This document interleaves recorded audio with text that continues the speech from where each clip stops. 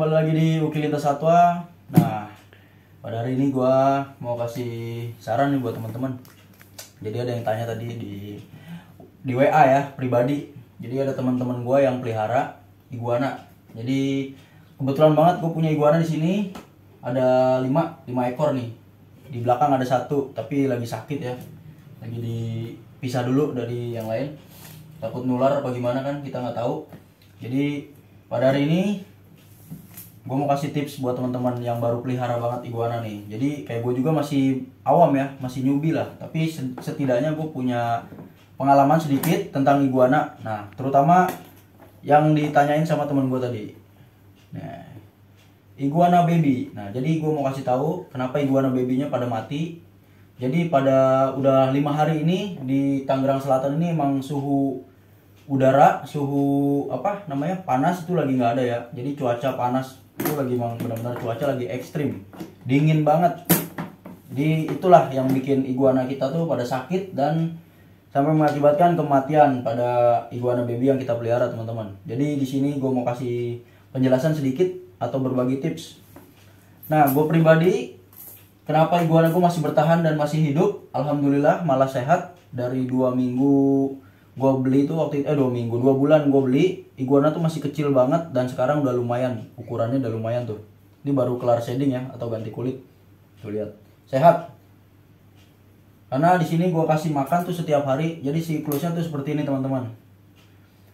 Kasih makannya ukuran segini tuh biasanya iguana tuh makannya dominan ke sawi atau sesim ya, sesim yang hijau tuh yang buat nyeduh Indomie. Nah, sesim, wortel, toge biasanya tuh kan, teman-teman. Nah, kalau gua di sini makannya setiap hari tuh nah tuh kayak gitu. Wortelnya juga diserut kayak gini nih, tuh. Serut pakai serutan keju kayak gini. Ini gunanya biar apa? Kan bukannya sama aja tuh. Kan ada yang bilang bukannya sama aja ya, sama dipotong-potong. Nah, beda banget kalau diserut kayak gini tuh. Dia lebih halus, teksturnya juga kayak lebih kecil-kecil, lebih halus, lebih gampang dimakannya, nggak keselak terutama tuh. Karena kalau misalkan kita potong-potong, kita tipis-tipis, kita suwir-suwir lah kayak ayam gitu kan, pakai pisau, itu tetap bakal dia bisa keselak juga. Itu bisa mengakibatkan dia pencernaannya tuh keganggu, teman-teman. Tuh.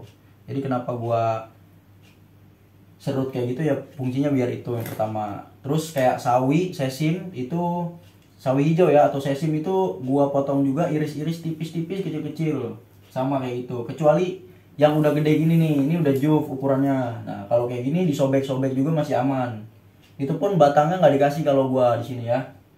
Jadi biar cepet lah pencernaannya dia. Nah, kalau misalkan lagi cuacanya hujan terus kayak gini, kita nggak ada waktu buat jemur. Nah, tapi tetap kita harus siapin nih lampu nih, UVB nih, teman-teman. UVB, UVA misalkan teman-teman beli bisa di Shopee atau di Lazada gitulah pokoknya. Nanti ada, cari aja lampu spot ya. Kalau misalkan teman-teman nggak ada aplikasi untuk online shop, teman-teman bisa cari lampu ini aja. Gue pakai Philips pernah waktu itu. Hidup juga kok pakai Philips 60 watt kalau nggak salah, 60 watt apa 25 watt gitu. Jadi tergantung ukuran si iguananya juga. Kalau misalkan iguana masih baby gini, gue pakai yang di 25 watt lampunya. Dan pemberian lampu ini sesuai aja. Misalkan kita kan kadang ngelihat dia nih udah lagi menikmati nih kayak gini, terus kalau misalkan udah mulai kepanasan tuh dia bisa pada minggir. Nah, kayak gini nih, ini yang di tempat batu ini nih adem tempatnya, nggak terlalu panas kayak di bawah banget kayak gini. Jadi kalau misalkan dia udah mulai pada minggir, ya kita matiin aja. Kenapa kita kasih lampu ini ya? Untuk menghangatkan, fungsinya pertama. Yang kedua tuh mencerna. Jadi dia iguana ini kalau misalkan kena panas itu pencernaannya lebih bagus. Ibaratnya apa ya? Reproduksinya, sistem reproduksinya dia kayak misalkan pupnya itu lebih bagus lah, lebih pencernaannya lebih oke.